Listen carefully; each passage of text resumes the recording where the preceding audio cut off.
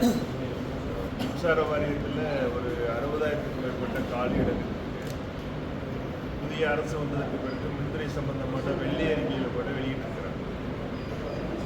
அதையொட்டி ஒரு 20,000 பேர் 15,000 பேர் நேரடி நியமனம் டிஎன்பிஎஸ் வழியாகவும் ஒரு 5,000 பேர் ஏற்கனவே எடுத்து விடுபட்டு போன கேங்மேன்களை நிரந்தரப்படுத்துவதாகவும் ஒரு அறிவிப்பு வெளியாகி இருக்கிறது. 2 தினங்களுக்கு முன்னதாக தமிழக அரசுடைய அமைச்சரவை கூட்டம் நடைபெற்றது. அடுத்தப்பல பட்ஜெட்டும் வரப்போகுது தாக்கல். நிச்சயமாக அந்த 15,000 + 5,000 20,000 பேரை அரசு உடனடியாக எடுக்கும் என்று நாங்கள் நம்புகிறோம். அதை எடுக்க சொல்லி வற்புறுத்துகிறோம். ஏன்னா 60,000க்கும் மேற்பட்ட காலியிடங்கள் மின்சார வாரியம் சிறப்பாக சேவை செய்யணும்னா அந்த களப்பணியிலையும் கணக்கீட்டு பணியிலும் ஆட்கள் வேண்டும், ஃபீல்ட் அசிஸ்டன்ட் வேண்டும், அசஸ்மெண்ட்டுக்கு அசஸர் வேண்டும்.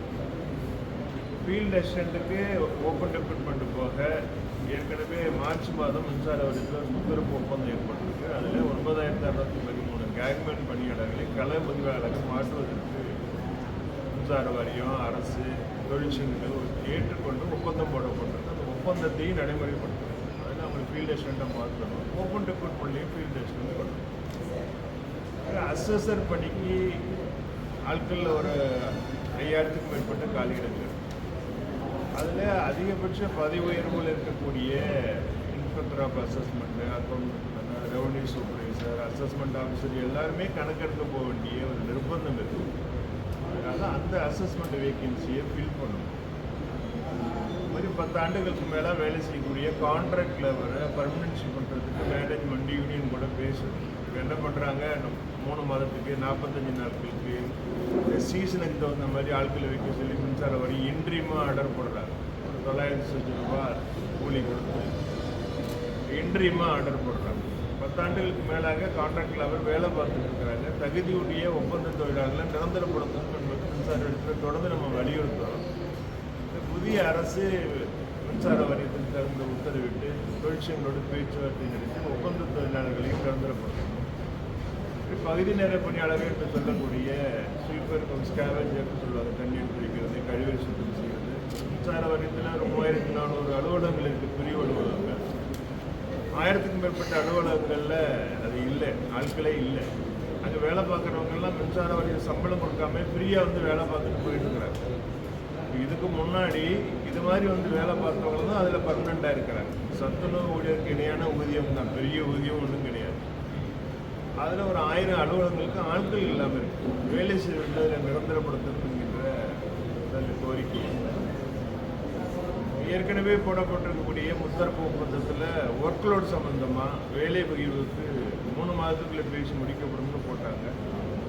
அதையும் உடனடியாக அந்த ஒப்பந்தத்தை ஏற்படுத்தும். வேலை பகிர்வு இப்போ வந்து 2 பேர் 3 பேர் வேலையை சேர்த்து பார்த்துட்டு இருக்கக்கூடிய ஒரு சூழ்நிலைக்கு ஆட்கள் பண்ணுறாங்க.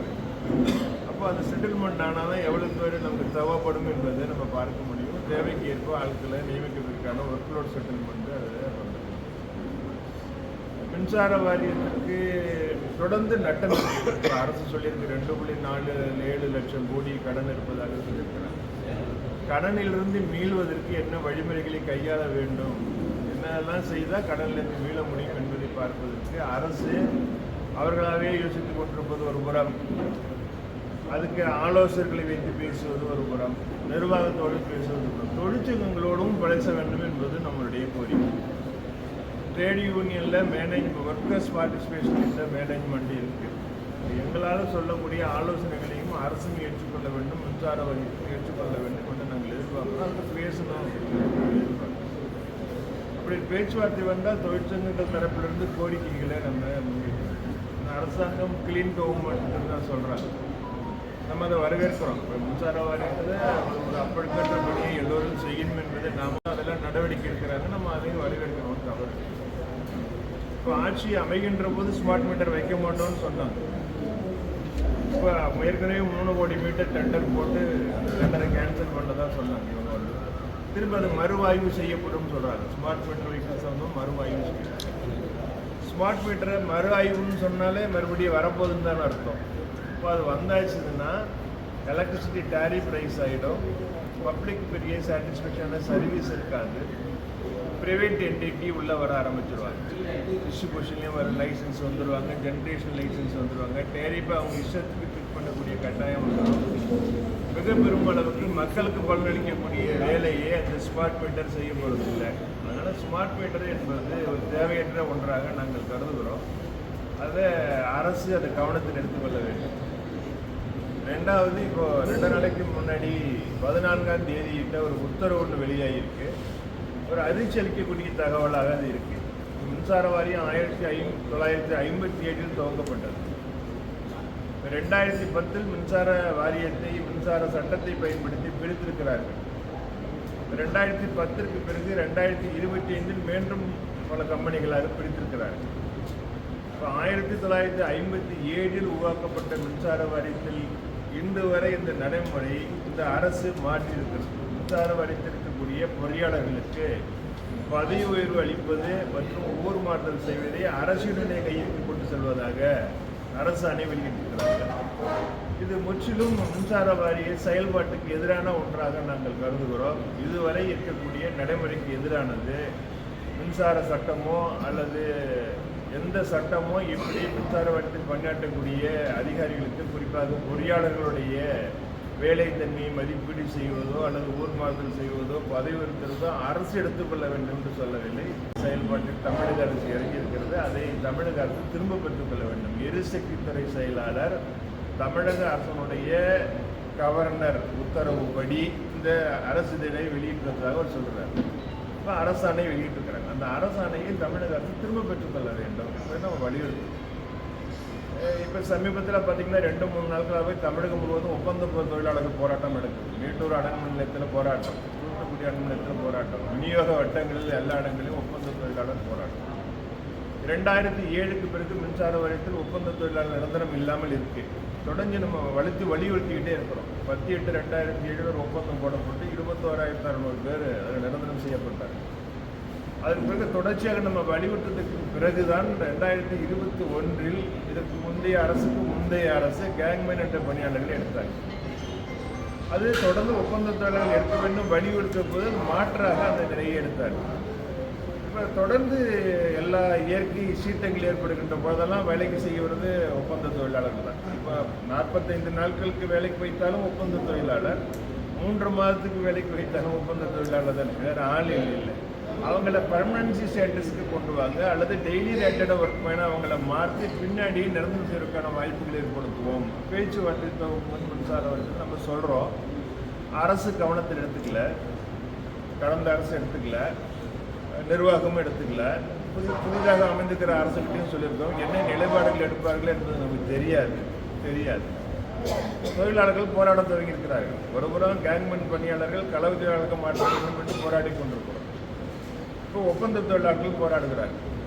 இது இரண்டையுமே மின்சார வாரியமும் அரசும் தலையிட்டு சரிப்படுத்த வேண்டிய அவசியம் இருக்குது. அப்போ ஏற்கனவே கேங்மேன்களுக்காக போராட்டம் நாங்களும் நடத்தி கொண்டிருக்கிறோம். ஒப்பந்த தொழிலாளர்கள் போராட்டத்தை நாங்கள் ஆதரிக்கிறோம். தமிழகம் முழுவதும் நடந்து கொண்டிருக்கக்கூடிய ஒப்பந்த தொழிலாளர்களை நிரந்தரம் செய்ய வேண்டும். மின்சார வாரியம் தொழிற்சங்களோடு பேச்சுவார்த்தை நடத்த வேண்டும். இது நம்முடைய பிரதான கோரிக்கையாக இருக்கிறது. இது கரூர் மண்டலத்தோட கூட்டம், இங்கே பல்வேறு தீர்மானங்கள் நிறைவேற்றப்பட இருக்கிறது. அரசும் தமிழக மின்சார வாரியமும் இணைந்து மின்சார தொழிலை பாதுகாப்பதற்கும் மின்சார தொழிலாளர்களின் நலன்களை பாதுகாப்பதற்கும் தொழிற்சங்கள் ரீதியாக இருக்கக்கூடிய கோரிக்கைகளை செவிமடுகிறது. அதை செய்து தர வேண்டும் என்ற பல்வேறு கோரிக்கைகள் இங்கே நிறைவேற்றப்பட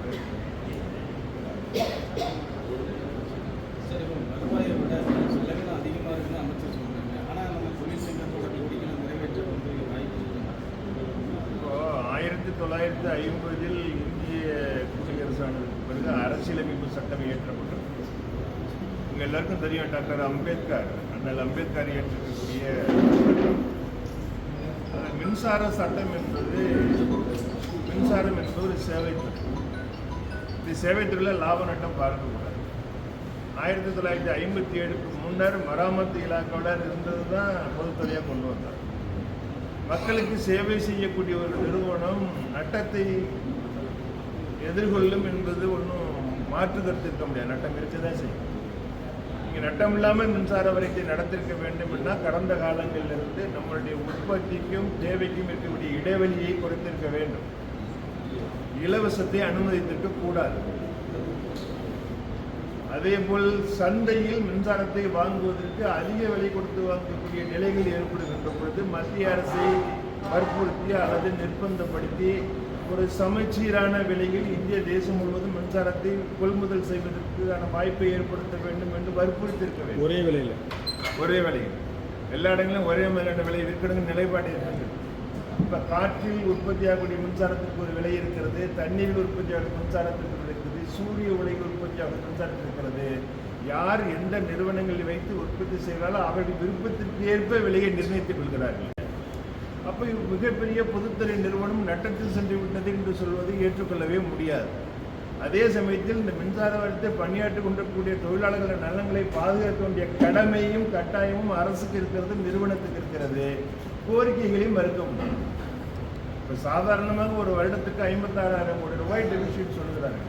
அது லட்சம் கோடியாக மாறணும். இப்போ புதிய அரசு வருகின்ற பொழுது அரசு கஜானா இந்த நிலையில் இருப்பதாகத்தான் சட்டசபையில் முதலமைச்சர் கூறியதை நம்மால் பார்க்க. எந்த நிலைமை சார்? எந்த நிலைமை? இந்த நிலைமையில் இருப்பதாக அதானே சொன்னார். அவர் சொன்னது வந்தபோது அவர் சொன்னது என்னது, முற்றிலுமாக கஜானாவை வழித்து சென்றிருக்கிறார்கள் சொன்னார். உண்மையா பொய்யா நமக்கு தெரியாது. முதலமைச்சர் சொன்ன கருத்தை நம்ம சொல்றோம்.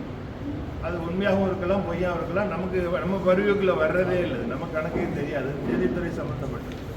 நான் ஏன் அதை சுட்டி காட்டி சொல்வதுன்னா, அப்போ எதுவுமே இல்லாத போதுதான் அரசு கையில் எடுத்திருக்கு. இப்போ எல்லா துறைகளிலும் இருக்கக்கூடிய காலியிடங்களை பூர்த்தி செய்யணும், தமிழக அரசு சிறப்பான சேவையை செய்யணும், நல்ல அரசை கொடுக்கணும், மக்களுக்கு சேவை செய்யணும் போது இங்கே நீங்கள் 20,000 பேர் எடுத்தாலும் செலவனம் தானே. எங்களுடைய கோரிக்கை என்பது இந்த நிர்வாகத்திற்கு காலியிடங்களை பூர்த்தி செய்து மக்களுக்கு சேவை செய்யணும்னு சொல்றோம். இப்போ மக்களுக்கு எங்களுக்கு அதில் ஒன்றும் இல்லை, ஆட்களுக்கு தான் சம்பளம் கொடுக்க வேண்டியது கடமை தானே. இப்போ அதுக்கான செலவினங்களை அரசு ஏற்றுக்கொள்ள தானே வேணும். அப்போ அரசு எப்படிப்பட்ட நிதி நெருக்கடியில் இருந்தாலும் சரி, அல்லது மின்சார வாரியம் எவ்வளவு கடனில் இருந்தாலும் சரி, தேவைக்கு ஏற்ப ஆட்களை நியமிப்பது, வேலை வாங்குவது, அவர்களுக்கு ஊதியம் கொடுப்பது, ஓய்வூதியம் கொடுப்பது, இன்னும் பிற சலுகைகளை கொடுப்பது என்பது கட்டாயம். அது மறுக்க முடியாது அரசு. சார், ஸ்மார்ட் மீட்டர் 3 கோடி ஸ்மார்ட் மீட்டர் சொன்னீங்க, அது வச்சா மின்கட்டணம் உயருமா? இப்போ நம்மகிட்ட இருக்கக்கூடிய மீட்டரை பொருத்துவது என்பது நம்மளுடைய மின்துறை சம்பந்தப்பட்ட தொழிலாளர்கள், அலுவலர்கள். ஸ்மார்ட் மீட்டர் வந்தால் எந்த கம்பெனி நமக்கு தருதோ அவங்களுடைய ஸ்டாஃப்ஸ், அஃபீஷியல், எக்ஸிக்யூட்டிவ்ஸ் தான் வருவார். நம்மக்கிட்ட எந்த பவரும் இல்லை. எங்ககிட்ட ஃபீல்டில் ஒர்க் பண்ணக்கூடிய நீங்கள்லாம் செக்ஷன் ஆஃபீஸ் போனால் ஃபோர்மன் சார் ஒருத்தர் இருப்பார். இப்போ இருக்கிற மீட்டரை வந்து பிச் பண்ணி சீல் வைக்கிற வேலை தான் எங்கள் ஃபோர்மன் சார். அந்த சீல் வைக்கிற வேலை கூட எங்ககிட்ட கிடையாது, தரமாட்டாங்க, அவங்களே எடுத்துப்பாங்க. பராமரிப்பு அவங்களே, மின் கணக்கீடு அதுவே, முழுக்க முழுக்க கணினிமயமாக்கப்படும். பணம் பரிவர்த்தனை கட்டுறது, பணம் கட்டணும்னா டிஸ்கனெக்ட் பண்ணுறது, ஆர்சி பண்ணுறது எல்லாமே போயிடும். இந்த அசஸ்மெண்ட் இருக்கக்கூடிய மேன் பவரே தேவையில்லை.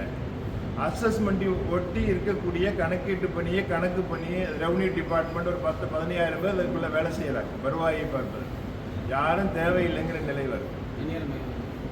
ஒரு போட்டி சந்தையில் எப்படி மின்சாரத்தை சந்தையில் தங்க விலை வைக்கிற மாதிரி போட்டியாக இருக்குதோ அதே மாதிரி போட்டி தன்மையை ஏற்படுத்திவிடும். இப்போ மின்சாரத்தை இப்போ உற்பத்தி செய்வதில் தனியார் இருக்கிறார். இர்ரெஸ்பெக்டிவ் ஆஃப் ஃபியல் எல்லா எரிபொருளை வைத்து வைப்பதையும் போட்டி வந்தாச்சு. விற்பனையில் போட்டி வரும். பல்வேறு நிறுவனங்கள் பங்கு சந்தையில் இருப்பது போல மின்சாரத்தை விற்பதற்கு சந்தை வணிகமாக இது மாறுகின்ற போது இன்னைக்கு இருக்கக்கூடிய மொபைலுக்கு நம்ம ப்ரீபெய்டு, போஸ்ட்பெய்டு இருந்ததா? ஒரு காலத்தில் போஸ்ட்பெய்டு இருந்து, இப்போ நீங்கள் எங்கேயுமே போஸ்ட்பெய்டு பார்க்க முடியாது, எல்லாமே ப்ரீபெய்டு. ஸ்மார்ட் மீட்டரை வைத்த போது முதல்ல என்ன சொல்லுவாங்க, மீட்டரை வச்சுருவாங்க, நீங்கள் பணத்தை கட்டிக்கலாம். ஒரு வருஷம் 6 மாதம் என்ன சொல்லுவாங்க, ப்ரீபெய்டு சிஸ்டம் கொண்டு வர்றாங்க. முன்னாடியே பணத்தை கொடுத்து வாங்குங்க, ரீசார்ஜ் பண்ணிக்கிற மாதிரியே. வெஸ்ட் பெங்காலில் இருக்கு, டெல்லியில் இருக்கு ரீசார்ஜ் திட்டம். ரீசார்ஜ் திட்டம் கட்டாயமாக வரும். அப்போ மக்கள் பாதிக்கப்படுவார். நடராத்திரியில் வந்துடுது கட்டணம். அந்தந்த கம்பெனி, எந்த கம்பெனி மின்சாரத்தை விற்க வரப்போதோ அவங்க விற்கிற விலைக்கு வந்தோம். ஆனால் கவர்மெண்ட்டுக்கு சொல்லிட்டு தானே பண்ணுவாங்க. அரசனுடைய கையில் மின்சார தொழிலே இருக்காது. தொழில் வரிசை பட்டியலில் மின்சாரம் இருக்காது. மின்சார கட்டணத்தை நிர்ணயம் செய்யக்கூடிய தகுதி மின்சார வாரியத்திற்கு அது இப்போது ஒழுங்குமுறை ஆணையத்தில் தான் இருக்குது. அரசு கிட்ட கையில் இல்லை, ஒழுங்குமுறை ஆணையத்தில் இருக்கு. வெண்டர் மாதிரி வந்துருவாங்க. யாரு மின்சாரத்தை விற்க வர போறாங்களோ அவங்க விற்கிற மின்சாரம் போட்டு எடுப்பாங்க அவங்கள. மீட்டர் வருகின்ற பொழுதே எல்லாத்தையும் சேர்த்து கொண்டு வரும். அது தனியார் மையத்தை ஊக்குவிப்பதற்கான ஒரு செயலாக மாறும். அது எந்த மாற்றமும் இல்லை. சார் 2 லட்சம் கோடி கடனுக்கு வந்து நீங்கள் என்ன யோசனை சொல்கிறீங்க? நம்ம தமிழ்நாடு எலக்ட்ரிசிட்டி போர்டு என்ன யோசனை சொல்லுது அரசுக்கு, மின்சார வாரியத்துக்கு? சார், மின் கட்டணத்தை ஒரு புறம் மேண்டேட்டெல்லாம் உயர்த்திக்கிட்டே தான் இருக்கணும். இப்போ விவசாயிகளோ அரசியல் கட்சிகளோ எதிர்கட்சிகளோ போராடுகின்ற பொழுது ஒரு காலத்தில் கருத்தை கேட்டு 4 பைசா 5 பைசா குறைந்த காலங்கள்லாம் இருந்தது. இப்போ இஸ் மேண்டேட். இந்த ஜூலையில் உயர்த்திருக்கணும். ரெகுலேட்டரி கமிஷனில் சேர்பர்சன் இல்லை, கவர்மெண்ட் வந்தோன்னா நாங்கள் அந்த வாட்டி உயர்த்தலைன்னு சொல்லியிருக்கிறாங்க. இப்போ ரெகுலேட்டரி கமிஷனுக்கு சேர்பர்சன் போடுறதுக்கு நோட்டிஃபிகேஷன் வந்தாச்சு. சேர்பர்சன் போட்டால் கமிஷன் கையில் எடுக்கும். ஏன் மின் கட்டணத்தை உயர்த்தலை? அது வகையாக ஒரு வருவாய் வருகிறதா? மின் இழப்பீடு இல்லாமல் வேலை செய்தால் வருவாய் பெருக்கும். மின் இன்டரப்ஷன் இல்லாமல் வேலை செய்யணும். ஒரு ஃபீடர் பிரேக் டவுன் ஆகிடுது, ஒரு சப்ஜெக்ஷனில் பிரேக் டவுன் ஆகிடுது, உள்ள லைன் கட் ஆகிடுது. 4 மணி நேரம் கழிக்கிறது சரி பண்ணினா 4 மணி நேரம் எங்களுடைய மின்சாரம் உபயோகம் இல்லாமல் விரயமாகிறது. 1 மணி நேரத்தில் அந்த பிரச்சனையை சரி செய்து கொடுத்தா உடனடியாக வந்துடும். இப்போ நம்மகிட்ட இருக்கக்கூடிய பொருளை, உற்பத்தி செய்திருக்கக்கூடிய பொருளை விநியோகம் செய்யக்கூடிய இடத்தில் தடை இல்லாமல் விநியோகம் செய்வதற்கு முதல்ல நம்ம பார்க்கணும். மின் திருட்டை ஒழிக்கணும். எல்லாருமே எடுக்கக்கூடாதுங்கிற நிலைக்கு வரும். பங்கு சந்தை போன்று விற்பனை நிர்ணயம் இருக்கு. சென்ட்ரலில் ஒரு ரெகுலேட்டரி கமிஷனே 10 ரூபாய்க்கு மேலே வாங்க வேண்டாம், 12 ரூபாய்க்கு மேலே வாங்க வேண்டாங்கிற நிலைப்பாடு இருக்கு. அது இன்னும் குறைக்கணும். இப்போ லாங் டைமில், மீடியம் டைமில், ஷார்ட் டைமில் போட்டக்கூடிய அக்ரிமெண்ட்டை அவங்க கூட பேசி குறைக்கணும். இப்போ அதானிக்கிட்ட 7 ரூபா சொல்றதுக்கு சோலார் பவர் வாங்க அக்ரிமெண்ட் போட்டிருக்கு. நீங்கள் சோலாரை போடுங்க. எலக்ட்ரிசிட்டி போர்டு, கவர்மெண்ட்டு சோலார் எனர்ஜியை ஜென்ரேட் பண்ணுங்க. ஓன் ப்ரொடக்ஷனில் என்ன காசு வருதுன்னு பாருங்கள். நீங்கள் வாங்காதீங்க. அரசு போடலையா? இல்லையே. எங்கெல்லாம் மின்சார வாரிய அலுவலகங்கள் இருக்கோ அங்கே மேல் இடம் இருந்தால் அங்கே கூரை மட்டும் இப்போ போட்டுட்டு இருக்கிறாங்க. விண்டில் 1 மெகாவாட்டு கூட மின்சார உற்பத்தி எலக்ட்ரிசிட்டி போர்டுக்கு இல்லை. இந்த தமிழகத்தினுடைய தென்பகுதி இருக்கக்கூடிய மின் உற்பத்தி நிலையங்கள், காற்றாலைகளும் ஒன்று கூட மின்சார உற்பத்தியில் முழுக்க தனியார். அரசுக்கு இல்லை, நம்ம நிறுவனத்துக்கே இல்லை. இப்போ மின் உற்பத்தியை பெருக்குங்க. அதிக விலை கொடுத்து வாங்குவதை குறைங்க. போட்டுக்கிற அக்ரிமெண்ட்டை நீங்கள் பேசுங்க. அதானிக்கிட்ட 7 ரூபா கொடுத்து வாங்க மாட்டேன்னு சொல்லுங்க. குறைங்க. 5 ரூபாயா குறைங்க. 4 ரூபா போட்டால் குறைச்சி தான் வரும். பேசணும், அவங்களோட பேசணும். நீங்கள் ஷார்ட் டைமில் எவ்வளோ வாங்குறீங்க, மீடியம் டைம், லாங் டைம், 1 வருஷத்துக்கு நீங்கள் வாங்குறதுக்கு அக்ரிமெண்ட் போட்டுறீங்க. அப்போ அதே வேலை தானே கொடுக்குறீங்க. இன்னொன்று இந்த இலவச மின்சாரத்தை வந்து நீங்கள் கட் பண்ணுங்கிற மாதிரி அது அப்படி வருமா? இலவச மின்சாரத்தை கொடுத்ததும் இதுக்கு ஒரு காரணம் தானேன்னு நான் சொல்றேன். இலவச மின்சாரத்தை நம்ம நாட்டு மக்கள் கொடுக்க வேண்டாம்னு சொல்ல அரசோட கையில் இருக்கு. இன்னொரு விஷயம் நீங்க அதில் என்ன கவனிக்கணும்னா, சென்ட்ரல் ரெகுலேட்டரி கமிஷனோட கண்ட்ரோல்ல ஸ்டேட் ரெகுலேட்டரி கமிஷன் இருக்கு.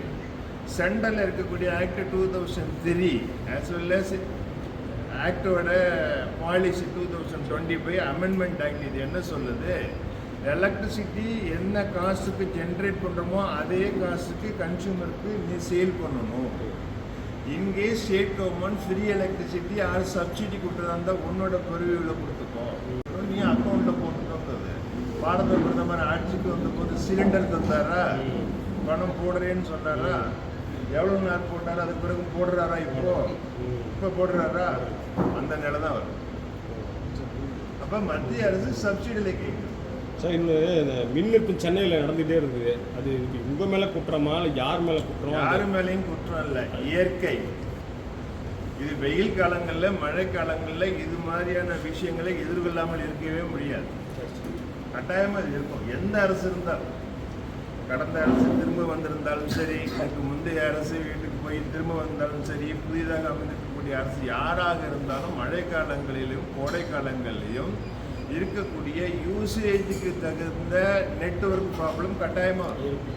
இதை பேஸ் பண்ணி தான் ஆகும். இது யார் மேலேயும் குற்றம் சாட்ட சொல்லப்படி. சிலர் என்ன சொல்கிறாங்க, கருப்பாடுன்றாங்க, வெள்ளாடுன்றாங்க, மின்சார வாரியத்தில் வேலை பார்க்குறவங்கள. நோ ஆடு. எங்கே இருக்குது ஆடு வர்றதுக்கு இது பண்ணுறது? அப்படியெல்லாம் ஒன்று கிடையாது. ஓகே.